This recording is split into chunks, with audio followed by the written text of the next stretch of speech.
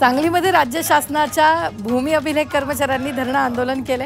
सुधारित आकृतीबद्ध मंजूर करण्यात यावा, भूमी अभिलेख विभागाला तांत्रिक दर्जाचं वेतन मिळावं, तसंच आंदोलन काळातील प्रलंबित वेतन मिळावं, अशा विविध मागण्यांसाठी आंदोलन करण्यात आलंय।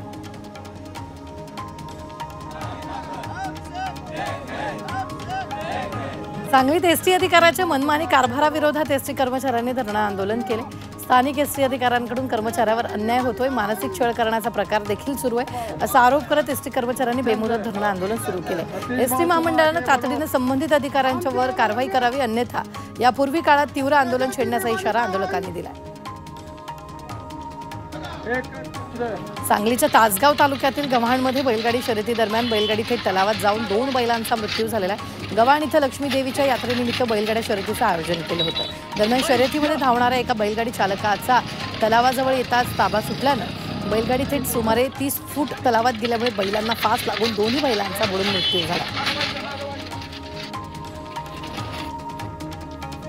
सांगलीच्या आमणापूरमध्ये एक दुर्मिळ जातीचा बेडूक आढळून आला। चक्क भिंतीवर चढणारा हा बेडूक असून स्पायडरमॅन बेडूक म्हणून परिसरात त्याची चर्चा सुरू झाली आहे। इंडियन कॉमन ट्री प्रजातीच्या दुर्मिळ बेडूक फोटोग्राफर आनंद राडे यांच्या स्टुडिओत आढळून आल्यानं नागरिकांमध्ये कुतूहल निर्माण झालेले।